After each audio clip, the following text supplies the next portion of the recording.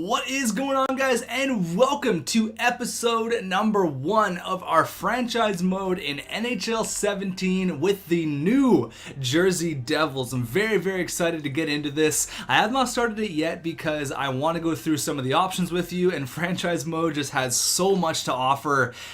This video may be a long one, so grab a snack, get ready, because this one we're going to go in depth to everything here. It's just a ton of stuff to go through. So I chose New Jersey for a few reasons. I'm going to go over the teams that I was going to choose, and I'm going to go over why I chose New Jersey. So obviously our GM name is going to be xTech, and I'm just the GM. I got all you guys, all my assistant GMs to help me out here, but since we have to put a name, it's going to be GM xTech, and I was going to choose a few different teams. One of the teams I was going to choose was the Calgary Flames. I was very close to choosing Calgary, but it was in my gut. Something told me just not to go with the Calgary Flames. They have Gaudreau, they have Monahan, they have what it takes. They need a little bit of work, but I kind of wanted to go to the East. I wanted to go to the Eastern Conference, and Calgary was definitely up there, but I didn't want to choose a team that had more of the core pieces. And you're going to think, well, New Jersey has Hall and they have Cory Schneider. There's a lot of work to be done on that team. Don't get me wrong. There's a lot of work to be done.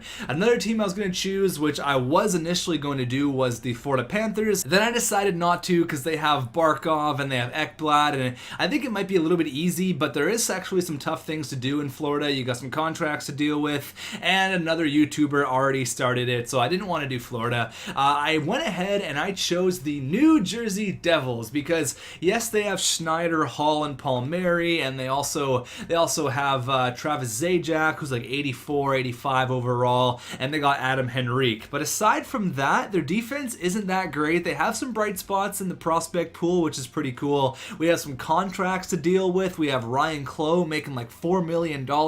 We have Mark Savard making $4 million. So there is definitely some work to be done, and I want to bring this team back to what it was, back to the dynasty years. I remember growing up, I remember watching Scott Stevens, Scott Niedermayer, Peter Sikora, all those guys, and obviously Martin Brodeur. I remember them winning cups and just being dominant, and I want to get back to that. I want to bring this team back to the dynasty that it once was. So I'm going to go through every individual box here and kind of explain what it is and explain the benefits and why I have it on and why I don't have it on.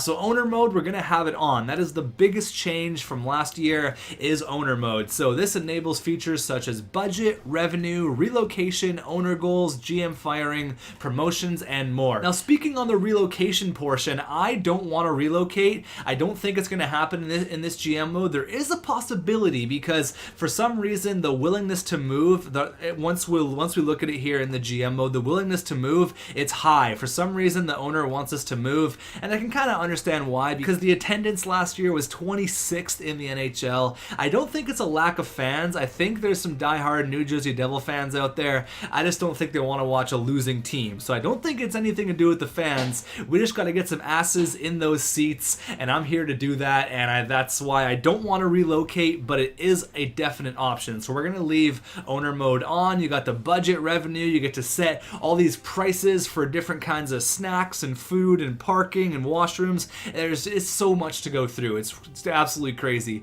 Computer trades, we're going to turn on. Auto finances, I'm going to turn off. There's no reason to have that. It kind of just totally defeats the purpose of the budget revenue. Fantasy draft, obviously going to have off. Morale, we're going to have that off because I absolutely hate team morale. I hate morale. It's dumb. It's not a good feature. I really dislike it. I think it's awful. So accept relocation, yes. Auto sign free agents, no. Waivers, yes. Cap on. GM firing, we usually play with that off. We're going to go ahead and turn it off. Assistant coach edit lines, absolutely not. So that's everything we have right now, and I want to go into this with letting you guys know I have played Legacy for the past 2 years. I haven't had a lot of time and I haven't had a lot of experience with the next gen GM mode, but I'm excited. I'm excited to learn. I'm excited to take you guys on the journey with me and bring New Jersey back to what it once was. But be patient. If I'm not doing something right, I'm going to eventually learn it, and I'm excited to learn about all of these new features. It's going to be a lot of fun, and New Jersey, they definitely have a lot to offer. They need a lot of work, and that's what we're here for. So you have have a look at our screen here. I'm going to run you guys through a few things before we actually hop into looking at our team, looking at our prospects, looking at all that stuff. So there is a lot to go through here. There is a ton to go through. If you go over to the owner tab here, you can see that the willingness to move is actually high.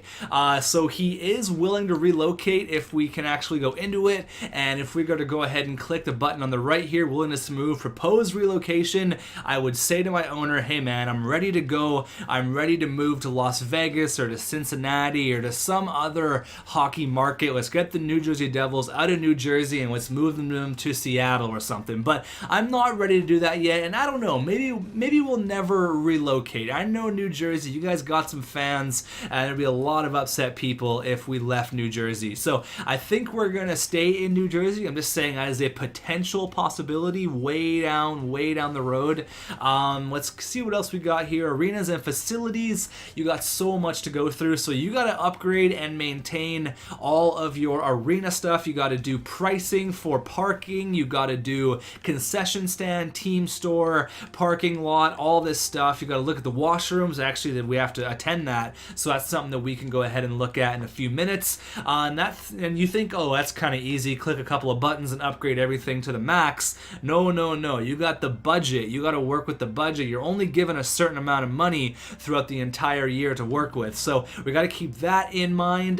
Team rankings and sales. So obviously it's going to be the large hockey markets: Montreal, LA, Chicago, Philadelphia, New York, Toronto Maple Leafs, obviously, Boston, Minnesota, Washington, and Vancouver are your top 10. They're making over $73 million. I guess Edmonton and Tampa Bay are as well. And then it really drops off, and we are way down here. I don't even know where we are. We are 27th with only $47 million in revenue generated last year. It sounds like a lot of money. Like, I like to have $46 million, but when you compare it to a team that has double what we have, double and some, like Montreal, yeah, we definitely need to work on this. You look at the revenue for game tickets. Obviously, you're going to see all this once the regular season starts. There's a lot to go through. There's so many things to go through. And don't get me wrong, I do like it. It just kind of takes away from the GM mode aspect. Like, we're already like almost 9 minutes in this video, and I haven't even showed you guys the team yet. But I want to make sure you guys understand what this franchise mode is all about, because there's so many new features. You can actually set the pricing. You can set everything for your ticket prices. And I'm a man of the people. I want to make things as cheap as I can while still making enough money to keep the franchise profitable. So I'm a man of the people. I'm going to make things a little bit cheaper than what we have them right now, so you can see the recommended price. And once the season gets going, you can see how the fans like it, if it's too expensive, if it's too cheap, all that good stuff. So I'm going to go ahead and make this an even $180. So for the upper bowl, it's pretty cheap. The average person can probably afford that. The lower bowl, you're looking at the more wealthy people, and then the club seats are obviously for the rich and for the people who can really afford it. And the executive suites, those are for the ballers. I don't think we're gonna Not many average Joes get to sit in the executive suite, so we're gonna leave the executive suites as they are. If you're paying that much money, you're not worried about the prices of your seats. You're paying for the food you get there, you're paying for all that stuff. So we're gonna leave it at $270 for the executive suites. Now we're gonna move on to the concession, and this is where I may edit some of the video out because you have to go through everything. It's not necessarily a bad thing, but it just takes up a lot of time. So I'm just gonna go ahead and make everything a little bit cheaper. Obviously, I go to quite a few Vancouver Canucks games, and the prices are outrageous for food. You go through there with a $20 bill, you're getting popcorn and like a drink. That's it. So I'm a man of the people. I'm going to make things a little bit cheaper while still trying to keep the franchise profitable. Let me go through here and make things a little bit cheaper, and I'll see you guys in a couple of seconds. All right, so I went through here and I made things a little bit cheaper, like 50 to 25 cents cheaper. Like if you get a small fountain pop, you're going to upgrade 50 cents to get a larger one. I don't want to make it too crazy, but I still want to make a decent amount of money. Now, merchandise, I'm not going to touch because there's so many options. You can see here it goes forever, and I'm going to wait until the regular season starts to see what the fans think about that. And parking, we're gonna make it a little bit cheaper. We're gonna make it $17.50 to park in the regular parking, and the valet parking we're gonna make it $30. So I'm happy about that. There's a lot of stuff to go through, and although I like it, it just takes up quite a bit of time. Like, we're 12 minutes in and I haven't even showed you guys the team yet. So there's a lot of stuff to go through. Our owner is gonna come up and he's gonna say, yo, this is what I want for the year. Here's how much money you have. Here's what you have to spend. Go do it and make me some money. So that's what we're gonna have a look at in a few minutes here. But now we can finally have a look at our team, look at the contracts, look at our prospects, have a look at what we're working with here with the New Jersey Devils that do need some work. They have a few bright spots, don't get me wrong. You can see here, assistant coach can help. No thank you. I got my assistant GMs to help. Taylor Hall, obviously the face of the franchise now, along with Cory Schneider. They are our two best players, and Taylor Hall is going to be his first year in New Jersey since coming over from Edmonton. Very exciting stuff. I'm super stoked to see how he does, and it's going to be cool to see him reunited with Adam Henrique. If you did not know, they played junior together. They actually won a Memorial Cup together in Windsor, so very, very cool. Hopefully that ignites some sort of chemistry. Mike Camilleri, 34 years old, but still very, very consistent. We're going to put him on the second line with Zajac and Reed Boucher, who's kind of not second line material, but we're gonna see how it plays out. I don't want to make any crazy moves quite yet, but I definitely want to get your guys' opinion before I make anything crazy happen. Kyle Palmieri is going to be a very interesting player as well. I think he had 30 goals and like 55 points last year, 57 points, 30 goals. So scored a lot of goals last year, and having Taylor Hall on his wing is definitely going to help. So I'm kind of excited to see how this line meshes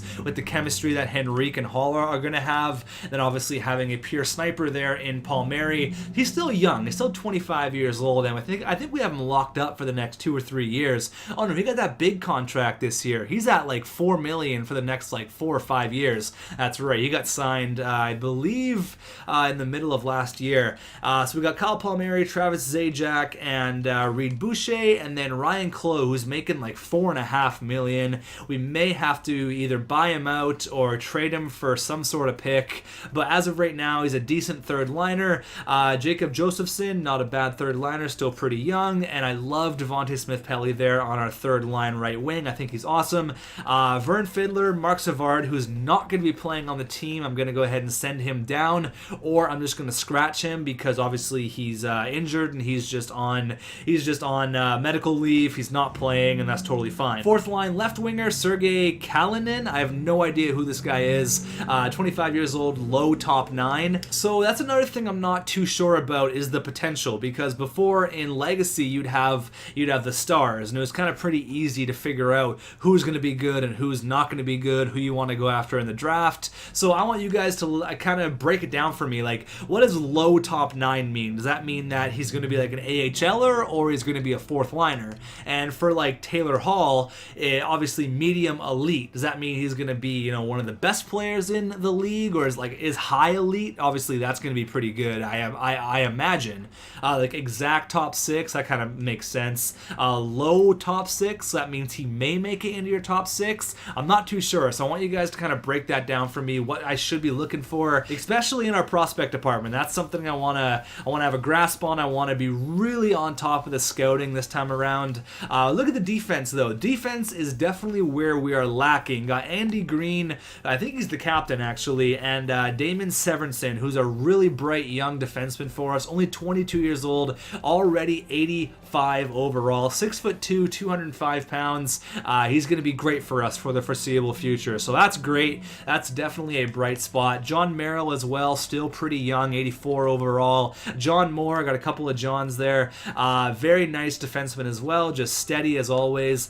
We got the always steady Ben Lovejoy, just a nice bottom pairing, shutdown kind of defensive guy. It's nice to have a player like that. And then 76 overall, Brandon Gormley, the former first round pick of the Arizona Coyotes. I believe he went to Colorado after this, Columbus, and now he's obviously found a home in New Jersey. Only 76 overall, so that's a little bit concerning. And on to our goaltenders is obviously Cory Schneider and Keith Kincaid. So we may want to look at getting a mid-80s overall backup. That is definitely an option. I'm not a big fan of having 70 overall goalies in the NHL, but Cory Schneider, obviously, hopefully going to lead our team to victory. He's an absolute monster, one of the best goalies in the NHL. I thought I turned off player morale. I don't know why it says current morale up.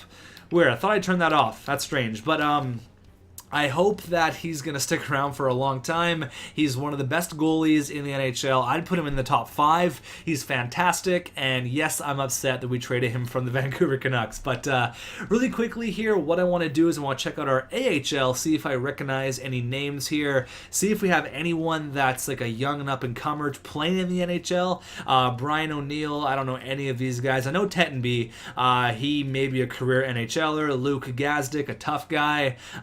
Coleman, I know none of these guys. Ben Thompson, 23 years old. Rod Pelly, yeah, I'm not too sure about any of these guys. High AHL top 6. So does that mean he's never going to play in the NHL? Like, I want you guys to break that down for me if you played a lot of next-gen GM mode last year, because I have no idea what that even means.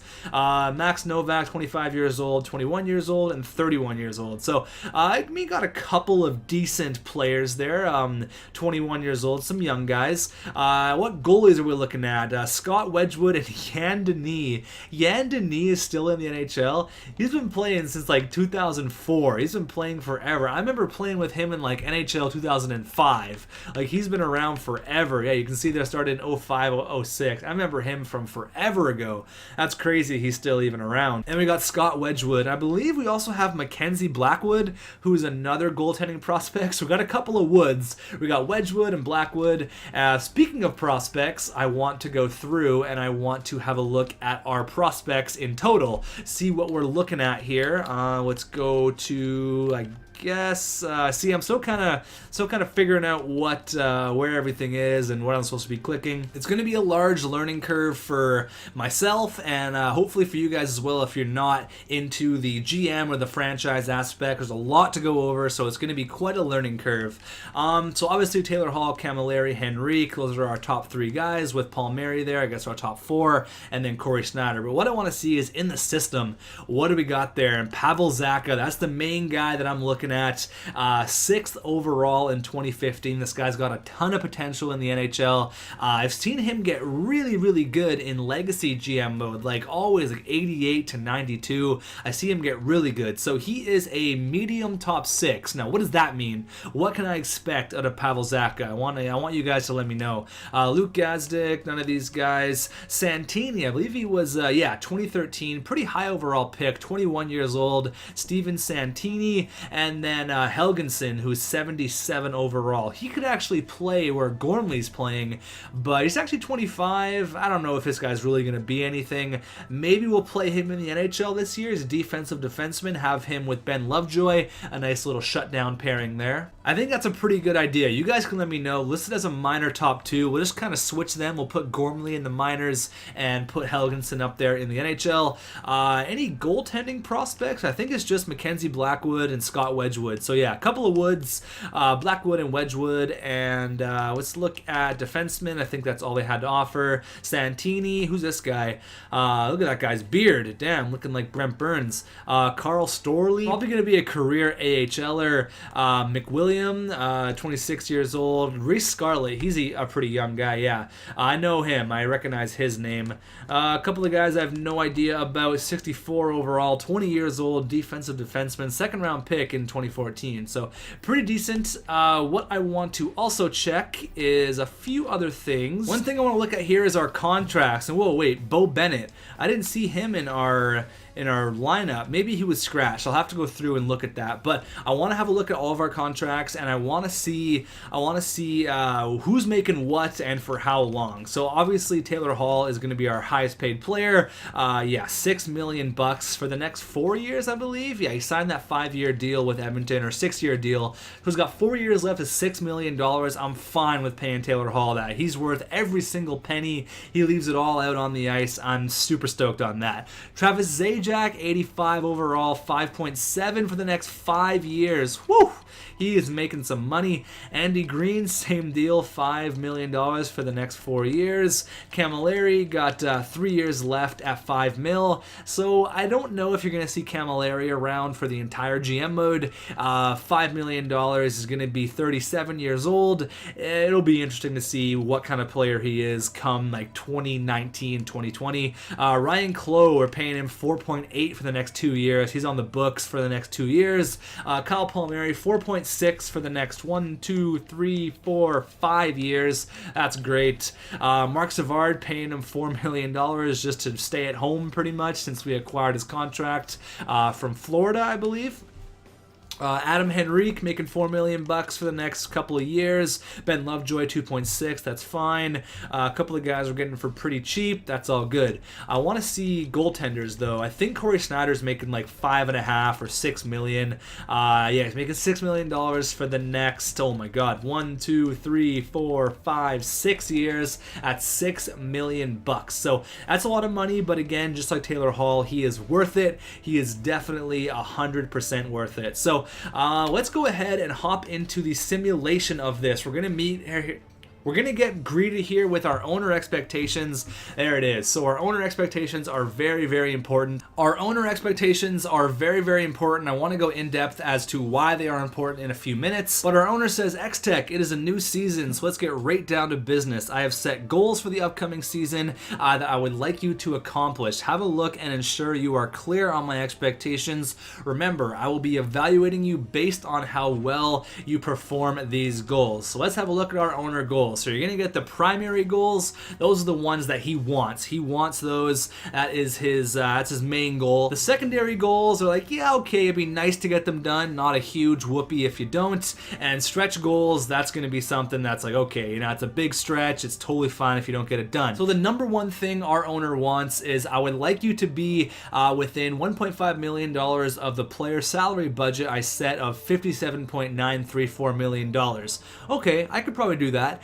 Secondary goals, I would like us to beat our rival New York Rangers in our first meeting. Okay, I can do that as well, hopefully. I would like to sell 85% of the available season tickets. Okay, so we gotta definitely have to price those right. And the stretch goals, I want to upgrade the club seating by 1. Okay, that's fine. I can do that as well. So we're gonna go ahead and get the preseason done. Looks like our first game here is against the Florida Panthers. So we're gonna go ahead and simulate up to the 9th. After the scout, we're going to go through and we're going to set promotional nights, which is going to be very, very cool. So for scouting, what I want to do is I want to be on top of this. I'm going to go to the WHL, the OHL, and the QMJHL. We're going to go forwards, defense, goalie for 3 weeks at a time. So we're going to go forwards for 3 weeks. There you go. I want to be on top of scouting this year. Okay, we got to allocate the budget. So for the allocation, you can kind of allocate as much money as you want to certain things. So for arena operations, we're going to allocate $2.3 million to keeping the arena afloat. Keeping the Prudential Center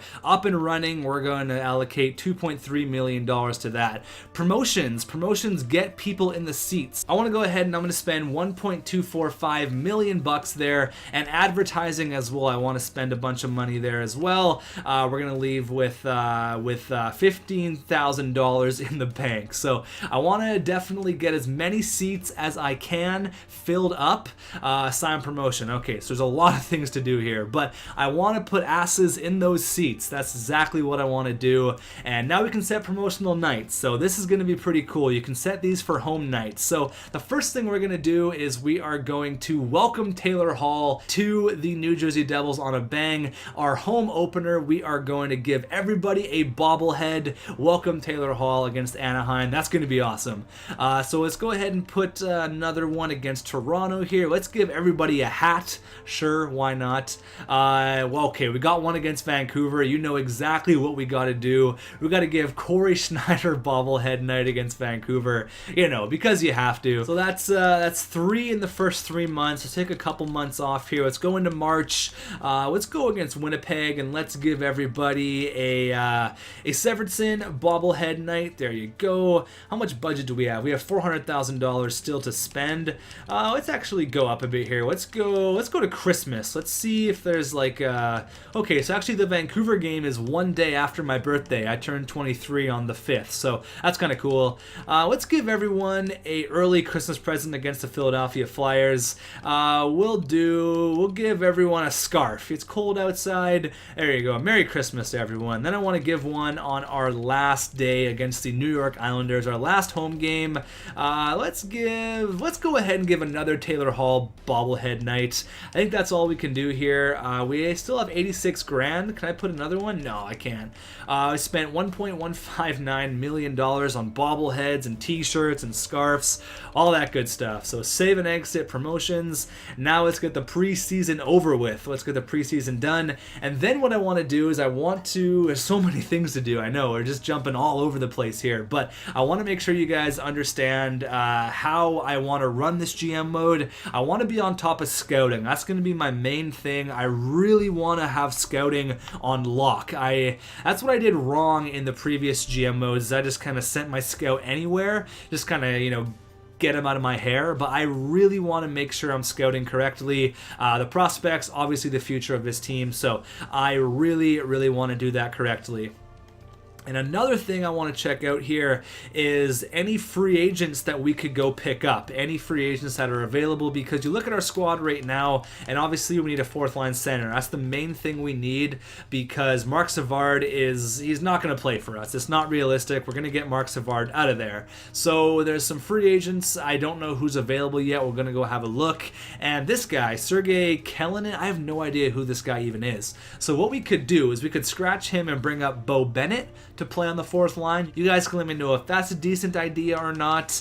But as for everything else, I think we're pretty much ready to go. We're a little bit weak on our left wingers aside from Taylor Hall, but there's still lots of time here. We're not going to rush this GM mode at all. Sorry, franchise mode. We're not going to rush it. We're just going to take things slow. We're going to calm it down. We got lots of time here in New Jersey. So a fourth line center is something that we definitely 100% need. We're going to go ahead and see what is in free agency, maybe even get a backup goalie if that could be an option. So there's definitely some free agents available. Sean Bergenheim, Alexander Semin, Chris Versteeg. I don't see any centermen though, which is a bit concerning.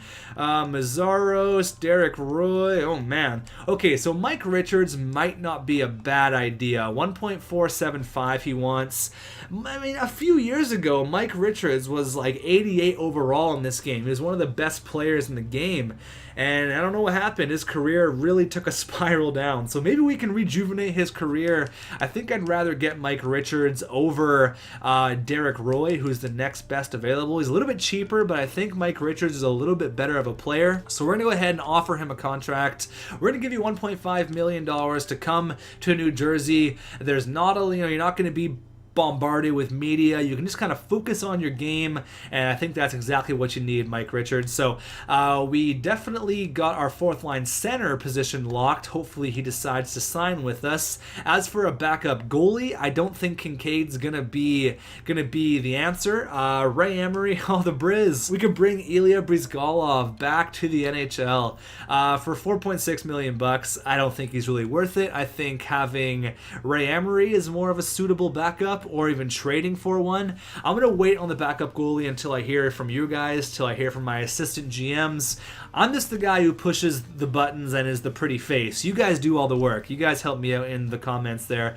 We have $12.5 million in cap space, going to have 11.5 once Mike Richards signs. So we have a lot of cap space. I mean, that's kind of cool. We have cap space even with those players that are making a whole lot of money that we're really not going to be using too much of, like Ryan Clough and obviously Marc Savard. So that's kind of cool. I like that a lot. I really like that we have a lot of cap space. That's fantastic. Have lost locker room chemistry. What do you mean? I thought I turned that off. I thought I turned the morale and stuff off. Okay, maybe not. Maybe I didn't turn that part off. So You can see here we have a red 1 against our arena and upgrade and maintain. So let's go ahead and see what we can do here. Something's up. I think it was the washrooms actually. We got to upgrade those or fix them, or I don't even know what's going on. Maybe a pipe burst. And it's going to be 6 days to do it. So I probably should have did that before the season started, but that's fine. Whatever, we're here now. We can upgrade our parking lot, but we only have $2 million to do so. So we gotta be wary of that. There's a ton to go over. There's still more that I haven't even touched on yet. So this video is going to get pretty long. We're already upwards of 30 minutes. I thought I turned player morale off. I'm pretty sure I did. Hopefully it doesn't. Yeah, see what? He's down. I don't understand. Now he's an 80 overall. He was an 81 overall like 2 seconds ago. What the hell? I thought I turned that off. I really dislike player morale. I don't know if you guys like it. I really dislike it. And one more thing I want to bitch about is something in the calendar. So this is what I've wanted, and it didn't happen, unfortunately. So you see here, up against the Florida Panthers, all right? Say, for example, I just sim over it. I don't know what happened. I don't know if Hall had 3 points. I don't know if he had 5. I don't know if he didn't do anything. In Legacy, you had the little stats screen where the AHL is right now. I think they should scrap the AHL, or maybe not scratch it, but maybe make it like so you press the right stick and you have a stat screen. Like, not having a stat screen here totally blows. I'm super mad about it. It is night and day of what it does to this GM mode. It's way better with the stat screen. Everybody agrees. Like, obviously I care about how the Albany Devils are doing, but with one click of a button, I can just go to their screen. Like, I don't need 2 of their screens, right? It's just a little bit lame, and I'm kind of upset that there's no stat screen because I want to see when players have hat tricks. I want to see that stuff, you know? It's a little bit stupid, but hopefully maybe in an update that could be implemented. I would really enjoy that. That would be something I would even pay for it. Like, I want it so badly. I would even pay for it. Now one thing I'm going to do here is I'm going to send down the players we're not using really quickly. I'm going to go ahead and I'm going to have to send down Mark Savard. I know we haven't even got Mike Richards yet. Actually, I'm not going to do that because he won't be there for our home opener. So Mark Savard's going to play 1 game, I guess. Whatever, that's fine. Why are people losing player morale? I thought I turned it off. What the hell? That's so dumb. Like, why would those guys be upset that some random guy, some 76 overall guy, left the team to go to the minors? That makes no sense. I really don't like that at all. I hate the player morale. I really wish that it was not even in the game. As for Pavel Zacha, I don't think he's going to be playing in the AHL this year, so we're just going to leave him where he's at and maybe have a look at him next year. But that's where I'm going to end off this video. I hope you guys are as excited for this as I am. There's a lot to go over. Franchise mode is crazy this year. It's going to take a lot of time for me to actually get used to it, to all the budget and all the setting your popcorn prices and your hot dog prices. I like it. It's a little bit of a stretch. I'm a guy who kind of just wants to, make a team, make my trades, play the games, simulate the games. I really don't like the popcorn prices. I don't know. It's cool, but I don't know if it's going to get old quickly or something like that. Something along those lines. I just don't want it to get stale. But as of right now, I'm going to end this one off. This one was kind of a long one. Thank you so much for watching. Let me know in the comments down below what you think about this GMO, what you think we should do, and let me know about the potential wise. I kind of want to know what I'm looking for when I'm speaking about potential, because right now I'm kind of lost about it. So thanks for watching, guys, and I'll see you very soon with episode number 2.